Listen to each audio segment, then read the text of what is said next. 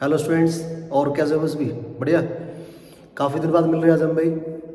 और इस वीडियो में टॉपिक करेंगे वेव। 11th फिजिक्स है, लास्ट यूनिट है wave. Speed of transverse wave. Transverse wave की जो स्पीड है सॉलिड्स, अगर मान लिया कोई मीडियम है तो उसमें किस किस फैक्टर पर डिपेंड करेगी? Velocity of transverse wave depend करती है भाई modulus of rigidity, modulus of rigidity. Second density, दो फैक्टर पे डिपेंडेंट है, पावर ए पावर बी एज्यूम कर लिया हमने। डराइव करेंगे फॉर्मूला, क्या करेंगे भाई, दोनों तरफ डायमेंशन फॉर्मूला पुट करो। मॉडुलस ऑफ रिजिडिटी क्या होता है? हमने तीन टाइप के मॉडुलस पढ़े हैं, young modulus, bulk modulus, modulus of rigidity. ठीक है, तो क्या बन जाएगा डायमेंशन इसका? प्रेशर के इक्विवेलेंट होता है या स्ट्रेस के इक्विवेलेंट होता है m1 l-1 t-2 raised to power a, then density ml-3 power b is equal k और lt-1। अब क्या होगा भाई, मास की पावर कंबाइन कर दो, लेंथ की पावर कंबाइन कर दो, टी की पावर कंबाइन कर दो, हमारे पास आ जाएगा m raised to power a और b यहां से तो a प्लस बी, l की पावर -a और -3b, t की पावर -2a के कांस्टेंट हमने अप्लाई किया था, और m0 l1 t-1 हमारे पास क्या आ जाएगा भाई, -2a जो है वो इक्वल किसके होगा, -1 के, तो -2a इज इक्वल टू -1। ठीक बात है भाई, माइनस से माइनस कैंसिल, और यहां a इज इक्वल टू कितना आएगा, 1/2। अब a प्लस b कितना है, 0, तो a plus B is equal to 0, तो यहां से a की वैल्यू पुट कर दो, 1/2 plus b is equal to 0 and b हमारे पास आ जाएगा -1/2। ठीक बात है भाई, ये दोनों वैल्यू पुट कर दो, हमारे पास आ जाएगा v directly proportional to eta by में रो, क्योंकि पावर दोनों की 1/2 थी, तो जिसकी प्लस थी ऊपर लिख देंगे, जिसकी माइनस थी उसको नीचे लिख देंगे। ठीक है, अब कंप्लीट की पावर जो है 1/2, तो क्या लिख सकते हैं, रूट के अंदर भाई। तो सॉलिड्स के अंदर अगर बात करते हैं भाई, ये जो स्पीड है किसके थ्रू है, सॉलिड्स के थ्रू। ठीक है, नेक्स्ट पॉइंट है भाई speed of transverse wave in string. Suppose हमारे पास स्ट्रिंग है भाई, और स्ट्रिंग के अंदर हमने भाई उसके ऊपर लोड, जो लोड है वो अप्लाई किया हुआ है mg वेट, और mg वेट अगर अप्लाई करेंगे तो क्या होगा, इसमें टेंशन क्रिएट होगा, इनवर्ट टेंशन। ठीक है, तो जो स्पीड होगी इसमें ट्रांसवर्स वेव जो जनरेट होगी उसकी स्पीड डिपेंडेंट है तो किस पे भाई, टेंशन पे। कैपिटल टी का मतलब यहां पे क्या है, टेंशन। और सेकेंडली हमारे पास में डिपेंडेंट है स्मॉल m। स्मॉल m क्या है, मास पर unit length, power a power b। ठीक है भाई, अगेन डायमेंशन फार्मूला का यूज करके हमें जो है डराइव करना है। क्या करेंगे भाई, lt-1 इक्वल k, टेंशन क्या होगा, m1 l1 और t-2, फोर्स के इक्विवेलेंट होता है टेंशन, फोर्स के इक्विवेलेंट होता है tension, a power m power b। ठीक है भाई, क्या होगा, ये क्या था, मास पर यूनिट लेंथ था ना, तो मास पर यूनिट लेंथ का डायमेंशन क्या होगा, m/l, तो m डिवाइड बाय में l। ठीक है भाई, पावर कंबाइन करो, m की पावर 1 इंटू a, b यहां से आएगी तो a प्लस का b, l की पावर हमारे पास यहाँ कितनी बनेगी, a, या कितनी बनेगी, माइनस का b, कितनी बनेगी भाई, माइनस का b, तो a माइनस ऑफ b, और t की पावर कितनी मिलेगी, -2a, और k कांस्टेंट था हमारे पास में lt-1, m0 क्योंकि मास नहीं है, तो -2a किसके इक्वल होगा, -1 के equal, -2a is equal to -1, minus से minus cancel, a is equal to 1/2, a की वैल्यू मिल गई आपको।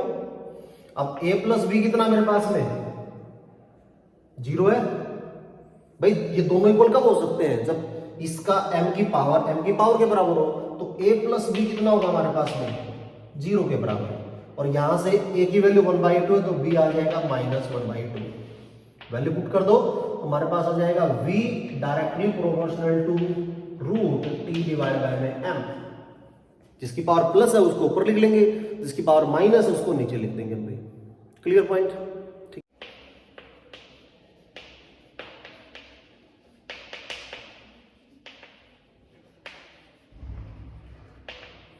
अब लॉन्गिट्यूडिनल वेव की जो स्पीड है हर मीडियम टू मीडियम वेरी करेगी। तो हमने फर्स्ट पॉइंट कंसीडर किया है सॉलिड्स में से, देन उसके बाद लिक्विड के में से, और उसके बाद करेंगे गैस के थ्रू। तो फर्स्ट हमारे पास पॉइंट है भाई इन सॉलिड्स। ठीक है भाई, तो भाई सॉलिड्स में से अगर करेंगे तो भाई फर्स्ट पॉइंट देखते हैं भाई। जो स्पीड होगी वो एक तो डिपेंड करती है यंग मॉडुलस, जो सॉलिड जो ऑब्जेक्ट होगी जिसमें से साउंड पास हो रही है। ठीक है, जैसे आपको पता होगा मेटल जो है वो बेस्ट कंडक्टर होती है किसका? साउंड का। तो यंग मॉडुलस पे डिपेंडेंट है। सेकेंडली हमारे पास डिपेंडेंट है भाई किसके ऊपर भाई? Density rho. तो पावर ए पावर बी, इस वाई का मतलब क्या है? Young modulus. मॉडुलस मैंने अभी आपको बताया था 3 टाइप का होता है, यंग मॉडुलस, बल्क मॉडुलस और मॉडुलस ऑफ रिजिडिटी। लेकिन तीनों ही इक्विवेलेंट होते हैं किसके? प्रेशर के या फिर स्ट्रेस के डायमेंशन फार्मूले में। तो LT-1 इज इक्वल के, यंग मॉडुलस मिलेगा M1 L-1 T-2 पावर ए, डेंसिटी ML-3 पावर बी। ठीक है भाई, करो यार सोल्व। क्या बनेगा? M की पावर कितनी मिल गई हमें? A यहां से मिल गई और B वहां से मिल गई। L की पावर -A यहां से, -3B वहां से, T की पावर -2A, के कांस्टेंट था, और M0 L1 T-1। तो -2A किसके इक्वल होगा बताओ? -1 के इक्वल होगा भाई।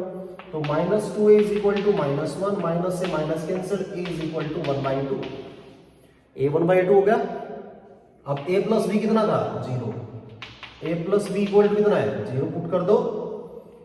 1/2 plus B is equal to 0, तो B हमारे पास आ जाएगा -1/2। A और B मिल गए, दोनों वैल्यू पुट कर दो। स्टार्टिंग में फॉर्मूला जो हमने एज्यूम किया था V directly proportional to Young modulus divide by rho, जिसकी पावर 1/2 उसको ऊपर लिख लेंगे, -1/2 नीचे लिख लेंगे भाई। रूट के अंदर लिख दो, हो गया फार्मूला भाई। ठीक है, अगर बात करें लिक्विड में से भाई की जो वैल्यू होगी स्पीड की वो कितनी होगी भाई? बस उसमें फर्क क्या होगा भाई? हमारे पास में प्रेशर आ जाएगा। एक तो प्रेशर पे डिपेंडेंट है और सेकेंडली डिपेंडेंट किस पे है? डेंसिटी पे। तो यंग मॉडुलस की बजाय पुट करेंगे हम प्रेशर। ठीक है, और सेकंड डेंसिटी है। अब डायमेंशन फार्मूला तो वही रहना है, ये फैक्टर भी वही रहेगा, ये भी वहीगा, और रिजल्ट बस ये हमारे पास आ जाएगा P/ρ। ये हमारे पास आ जाएगा भाई लिक्विड के थ्रू। ठीक पॉइंट है भाई, क्लियर। लिक्विड के बाद आता है हमारे पास गैस के थ्रू भाई। गैस के थ्रू जो साउंड की स्पीड है न्यूटन ने भी बताई थी भाई और लाप्लास ने बताई थी। तो न्यूटन के पहले फॉर्मूला ड्राइव करेंगे, उसने क्या बताया था? Let's see. साउंड टॉपिक है Newton's formula for speed of sound.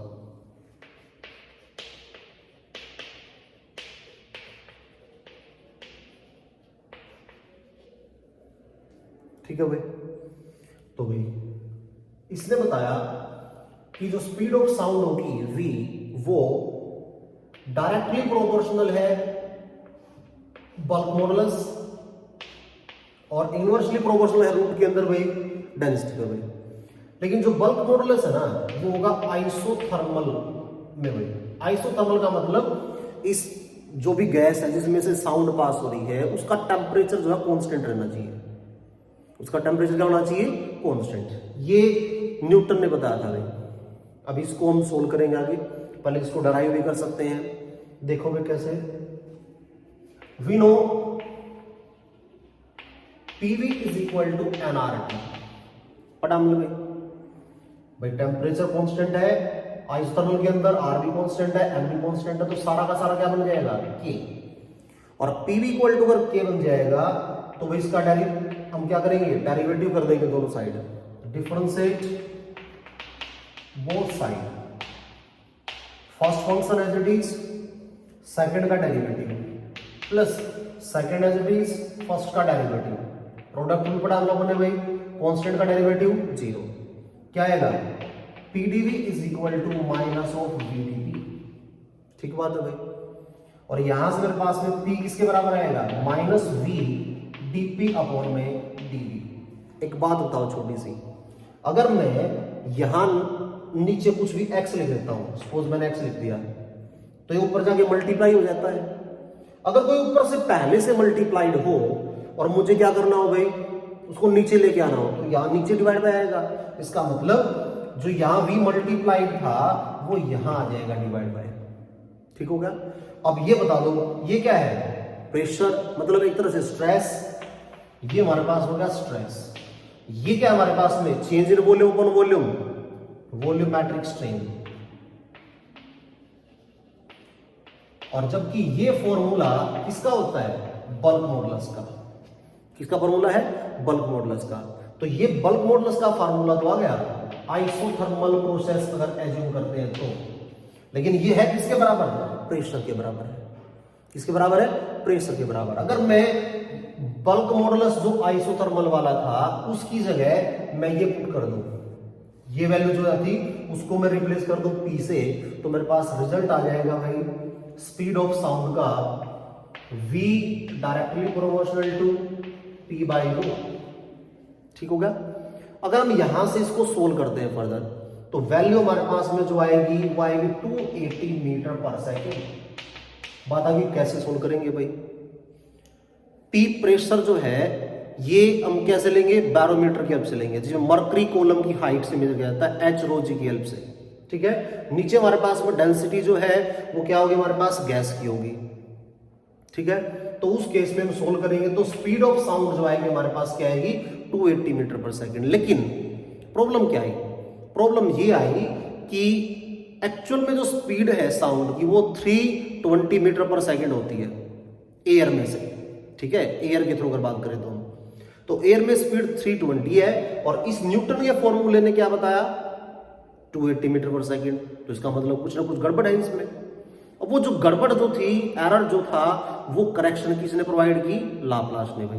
तो लाप्लास ने एक फॉर्मूला बताया, उसने क्या बताया कि जो स्पीड ऑफ साउंड होगी वो बल्क मॉडुलस अपॉन डेंसिटी तो होगी, बिल्कुल होगी, लेकिन आइसोथर्मल की बजाय जब उसका हीट कांस्टेंट हो तब होगी। मतलब एडियाबैटिक प्रोसेस के थ्रू अगर किया जाए तो बराबर होगा इसके, अदरवाइज नहीं होगा। और तभी हमारे पास एक्चुअल जो वैल्यू थी स्पीड ऑफ साउंड की वो हम कैलकुलेट कर सकते हैं। Let's see Laplace correction formula for speed of sound. Speed of sound के लिए भाई लाप्लास ने जो करेक्शन फॉर्मूला दिया वो क्या है, देखो इसने बताया कि स्पीड ऑफ साउंड जो v होगी वो इक्वल होगी k root of bulk modulus divide by density, but जब एडियाबैटिक प्रोसेस उसमें लिया जाए तब, ठीक है भाई। कैसे भाई, देखो we know pv is equal to nRT, ठीक बात है भाई। अगर आइसोथर्मल है तो nRT पूरे को कांस्टेंट लिख सकते हैं, लेकिन एडियाबैटिक है तो हीट कांस्टेंट होती है ना कि टेम्परेचर। लेकिन मैं चाहता हूं टेम्परेचर वो भी कांस्टेंट लिख दूं। तो ऐसा पॉसिबल कब है, जब हम यहां वॉल्यूम को चेंज करें, तो वैल्यू बनेगी PV raised to power gamma is equal to K. और यहां गामा हमारे पास में क्या है, स्पेसिफिक हीट कैपेसिटी, और जिसकी वैल्यू क्या होती है सीपी अपॉन सीवी के बराबर। और सीपी का मतलब क्या है, specific heat capacity at constant pressure, और सीवी का मतलब क्या है, specific heat capacity at constant volume, ठीक है भाई। अब पीवी रेज़ पर गामा इक्वल टू क्या आ गया, इसका डिफरेंशिएशन कर दो, derivative both side, first function as it is, second का डेरिवेटिव, v की बार गामा का डेरिवेटिव करेंगे। कैसे करेंगे भाई, पावर आगे लेके आओ, देन पावर में से एक माइनस, गामा -1, देन v भी तो एक वेरिएबल फंक्शन है, v का डेरिवेटिव कितना बनेगा d, ठीक है, प्लस सेकंड जो फंक्शन है v की बार gamma as it is, first का डेरिवेटिव कितना होगा भाई, पी का डेरिवेटिव dt और इक्वल कांस्टेंट, कांस्टेंट का डेरिवेटिव कितना होगा हमारे पास में 0। इसको इस तरफ लेके जाओ, p इंटू गामा v की पावर गामा माइनस 1 dv, इस तरफ जाके वैल्यू क्या मिलेगी माइनस v की पावर गामा इंटू dp। ठीक बात है, पक्का। अब क्या बनेगा हमारे पास में भाई, इसको इस तरफ लेके आओ, p इंटू गामा यहां रहने दो, ये वैल्यू आ जाएगी माइनस v की पावर गामा dp और डिवाइड बाय में v की पावर गामा और गामा माइनस 1 और dv। ठीक बात है भाई। अब v की पावर गामा को नीचे लेके आएंगे तो क्या करना पड़ेगा, इसके डिवाइड बाय करना पड़ेगा। इसका मतलब माइनस v की power minus dp divide by v की पावर गामा माइनस का 1 डिवाइड बाय v की पावर गामा। ठीक है भाई, इनटू में dv। अब ये जो पावर गामा है यहां अगर मैं लेकर जाता हूं तो क्या होगी, पावर माइनस हो जाएगी। इसका मीनिंग क्या बनेगा बताओ, वैल्यू आएगी p into gamma is equal to minus dp divide by v की पावर गामा माइनस 1 और v की पावर ऊपर जाके माइनस गामा और इनटू में dv। बेस से में तो पावर क्या हो सकती है, प्लस हो सकती है, कर दो यार।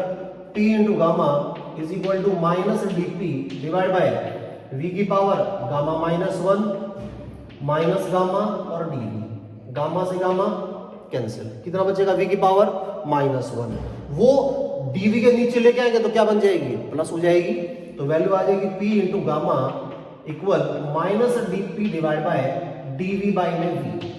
ठीक बात है भाई, dv बाई में v। अब बताओ ये क्या फार्मूला है, स्ट्रेस, और ये किसका फार्मूला है, स्ट्रेन। और स्ट्रेस कौन स्ट्रेन किसका फार्मूला होता है, स्ट्रेस कौन स्ट्रेन फार्मूला किसका होता है, वॉल्यूमेट्रिक स्ट्रेन है तो हमारे पास बन जाएगा बल्क मॉडुलस।